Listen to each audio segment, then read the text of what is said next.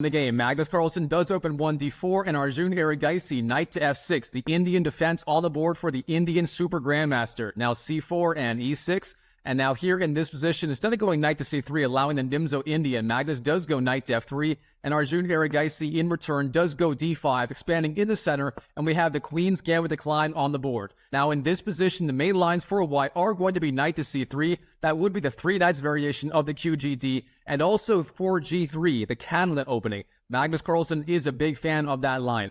But instead, in this game, Magnus Carlsen, he actually goes for e3. And this is a very quiet sideline of the Queen's Gambit decline. Here, Magnus Carlsen, his main idea will be b3 and then bishop b2 with the fianchetto of the dark squared bishop on b2. And from there, perhaps, knight c3 or knight d2, bishop d3, and finally short castles on the board. Now here, Arjun, how does he want to combat Magnus Carlsen's quiet opening idea in this game? Well, he starts bishop e7, the very standard idea in this line. Now we have b3 for Magnus and short castles, then bishop b2 again for Magnus. Now here, Arjun Erigaisi has 2 main ideas. The first one is breaking on the queen side immediately with a standard Queen's Gambit decline move. That would be c5, and from there he would have a perfectly fine game. However, instead he goes for a more combative idea, b6, maintaining the tension in the center for now. Now here, Magnus Carlsen, he does have a wide variety of plans that he could choose from. For example, c takes d5 immediately is playable, knight to c3, knight d2, bishop d3 are also all very playable. In the game, Magnus does go knight to c3, a very interesting choice. Typically in this line, when you go b3 and bishop b2 in the QGD, you do want to go knight b to d2. However, in this game, knight c3 on the board, and this will have some subtle differences throughout this game. Now Arjun, bishop b7 with the fianchetto of the light square bishop on b7, very solid idea. And here Magnus, again, he has a few different ideas. You can take on d5, you can go rook c1, and you can also develop the light square bishop on, say, e2 or d3. Now in the game, Magnus does release the tension in the center with the move c takes d5, and this turns out to be a slight weakening move for Magnus. Here Arjun can take back with the e-pawn or the knight. Taking back with the e-pawn is a solid choice. You would get a Carlsbad structure in the center of the board. Of course, the Carlsbad being defined by white not having a c-pawn and black not having an e-pawn. However, in the game, Arjun plays the stronger idea. Knight takes d5, putting pressure on that knight on c3 immediately, and now that knight on d5 is very well placed. Now here, Magnus Carlsen, once again, he has a wide variety of moves he could play. And the main idea is simply getting that light square bishop out into the game. So bishop e2, d3, c4, and b5 are all very, very playable here. However, instead, in the game, Magnus Carlsen does take on d5, knight takes d5 on the board, and this turns out to be a minor mistake. Here the move for black is queen takes d5, and now that queen on d5 for Arjun is extremely well placed. It's putting a lot of pressure on this diagonal. We can see if Magnus does go, say, bishop e2 and then short castles, that knight on f3 will be pinned to that pawn on g2. If it moves to, say, g5 or anywhere else, then queen takes g2 would be a very dangerous mating idea. So here, Magnus Carlsen, he has to be very, very careful throughout this game to not fall victim to this pressure with the queen and the bishop on the long diagonal. Now here in this position, the main ideas for Magnus include rook c1 and bishop d3, again, just continuing development. However, instead, in the game, Magnus does go bishop c4, and this turns out to be another slight weakening move. Here, Arjun Erigaisi, he finds the problem with this move immediately, and he slides the queen over to the a4 square, queen to a4 on the board. Now, what's the idea behind this move? Well, it's very, very simple. Here you have a lot of uncomfortable pressure on that king on e1. If you go, say, queen d2, trying to block the check, that would be an epic blunder. Then Arjun just goes bishop b4, and believe it or not, there is no good way to relieve the pin. If you go bishop c3, you just lose the bishop on c3, and that means no matter what, you are losing the queen on d2. So, queen d2 does not work. With that in mind, what are you supposed to do? Well, you can go knight d2, blocking the check with the knight, but that would drop the pawn on g2, as the knight is pinned to that g2 pawn. So with that being said here, the best idea for Magnus may be either king to e2 or king to f1. Now, king to f1 is the top computer line. However, Magnus Carlsen, he is a big fan of the bomb cloud opening with white. That's where you go 1 e4 and then king to e2. And he even once played that in the Speed Chess Championships against Hikaru Nakamura. That was a very famous game. So with that in mind, here in this game, Magnus does go king to e2, the bomb cloud style move. And if Hikaru was watching this game, I'm sure he would be laughing hysterically. Alright, now in the game, Arjun Erigaisi, he stays composed. He just goes knight d7, bring his knight into the game. setting up potentially c5 ideas on the next move. Now here Magnus Carlsen, a3, guarding that a2 pawn, setting up rook c1 ideas, and setting up b4 ideas, expanding on the queen side. Now Arjun Erigaisi, rook fd8, getting the rook into the game. And here Magnus Carlsen, what should he be doing? Well, it turns out the best idea is going to be rook to e1 and then king to f1 with the artificial castling of the king. That would actually be a very playable position for Magnus, but instead here, Magnus does go queen c2, and this turns out to be another minor mistake. Here you are leaving that king in the center on the e2 square, but that is not something you want to do as white. And here Arjun, he immediately capitalizes on this mistake with a very strong move, queen to h5. Now the knight on f3 is pinned two ways, to the king on e2, that is a royal pin, but also to that pawn on g2 by the bishop. So here, Arjun has a lot of pressure on that knight and on white's king side. All right, Magnus, how is he going to deal with the pressure? Well, the top computer lines here include rook a d1 and rook h to d1, bringing out the rooks into the game. Instead of that, Magnus goes for a much more combative idea, h3, gaining space on the king side and potentially threatening g4, trying to relieve that royal pin of the knight on the king.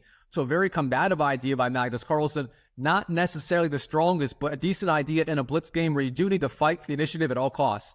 All right, here Arjun Erigaisi, c5, expanding on the queen side, threatening c takes d4, and then perhaps rook a to c8, getting the rook on the open c file against the white queen on c2.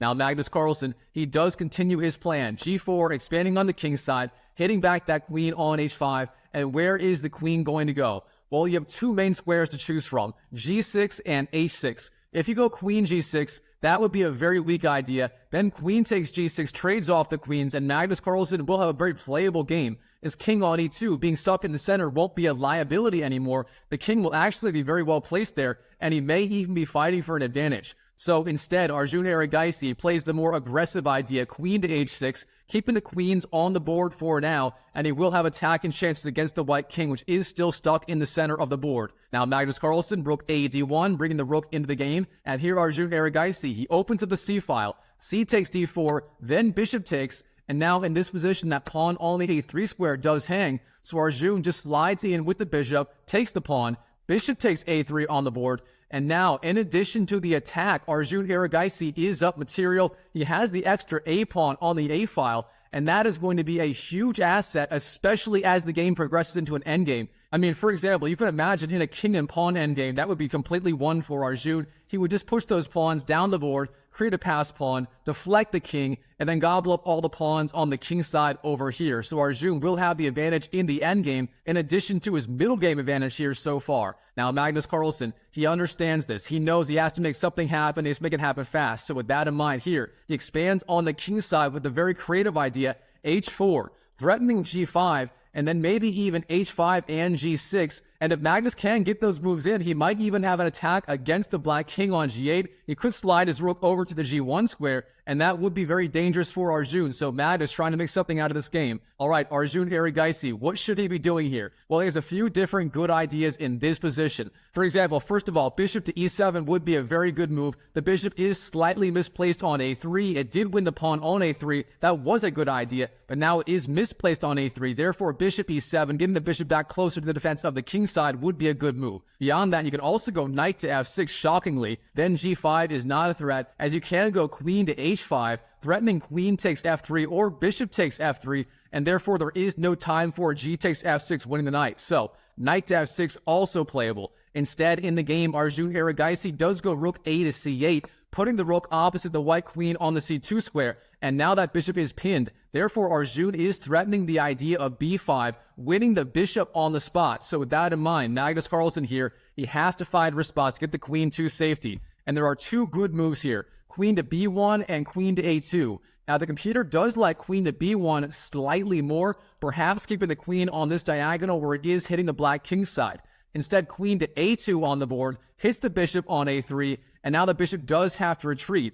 Or does it? Well, it turns out the computer finds a couple of absolutely insane pawn advances in this position where you don't necessarily have to move that bishop immediately. For example, b5 expanding on the queen side and e5 expanding in the center, hitting either of these bishops. It turns out both of those moves are playable. Now, instead of that, in the game, Arjun plays a simpler move, simply bishop c5, trying to trade off a pair of bishops. And remember, in the endgame, Arjun will have the advantage with those queenside pawns, that 2 versus 1 pawn majority. Therefore, as more and more pieces come off the board, Arjun Erigaisi's advantage will become bigger and bigger. So bishop c5, a very solid idea, especially in blitz. All right, now Magnus Carlsen, he knows he has to keep the pieces on the board. With that in mind, he slides back the bishop, bishop a1 on the board. He does not opt to win that pawn on the a7 square, as that would just be too slow. The queen would be too out of play on the a7 square. So instead, bishop d1 on the board, keeping the bishops alive. And now the threat may be queen to b2, putting pressure on this long diagonal with the bishop and the queen. All right, Arjun Erigaisi, a5 on the board,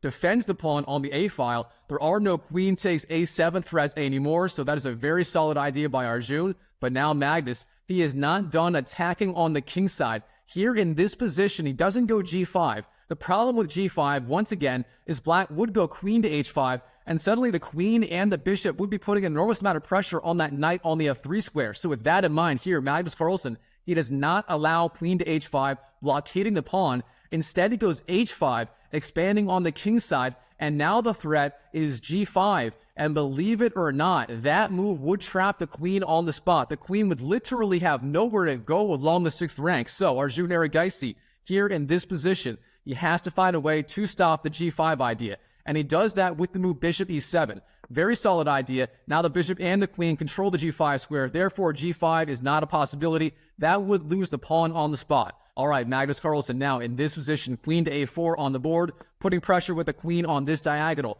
But Arjun, bishop c6, hits the queen immediately. And where is the queen going to go? In the game, Magnus does have to retreat queen to a2. There is simply no other good square. The bishop on e7 still controls a3. Therefore, queen to a2 is forced in this position. But now Arjun Erigaisi, bishop f6, putting pressure on the long diagonal and again threatening bishop takes a1, getting at least one miter piece off the board for both sides. All right, Magnus Carlsen, what is he going to do about this threat? Well, in the game, he finds another very creative idea in this blitz game. Rook h to g1, and now again, the threat may be g5, trying to fork both the bishop and the queen on h6. All right, Arjun Erigaisi, bishop takes a1 on the board, then queen takes, and here Arjun, he finds a very strong idea.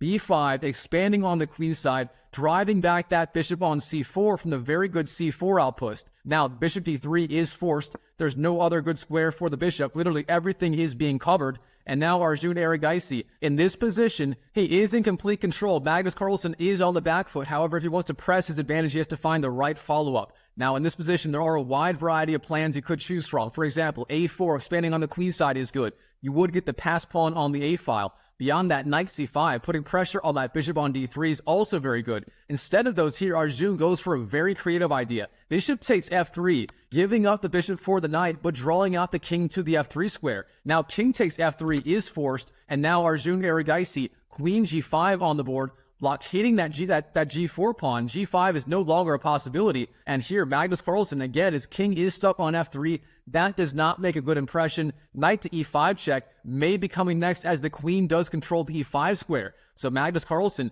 what is he going to do about it? Well, he could go bishop e2, trying to retreat the bishop. However, instead, he actually goes king to g3 in this position, running away with the king. And now the threat may be f4, expanding on the king side, then maybe even g5 and then h6 or g6. So Magnus Carlsen, he has not given up on his attacking chances in this game, despite having his king on the g3 square.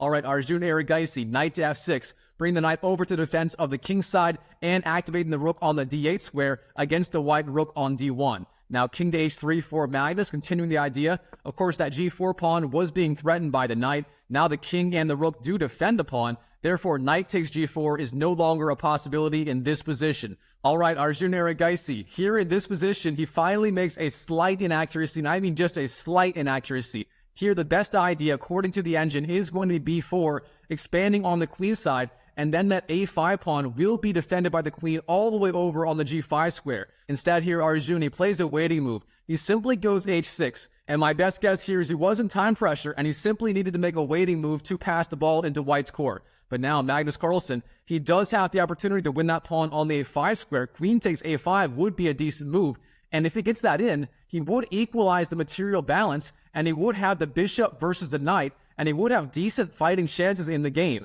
Instead, Magnus, he does not take on a5. Instead, he has tunnel vision on the king side and expands with the move f4, putting pressure on the queen. And of course, the follow-up idea is going to be g5, trying to open up that g-file for the rook on g1. All right, here, Arjun Erigaisi. He needs to find the right defensive resource, and he does find it. Queen to c5, the only good square for the queen. Almost everything else was covered. The only other square available was d5. However, after d5, then bishop h7 check wins the queen as the king takes, and then rook on d1 takes the queen on d5. So, queen c5, the only move for the queen, but a very good one. Now that queen is pressuring the pawn on e4. If that pawn falls, then the entire king side may fall as well. But here, Magnus Carlsen, he does not waste any time defending that pawn on e3. Instead, in this game, after his bone cloud opening, he actually goes g5, expanding on the king side, and this turns out to be a major mistake.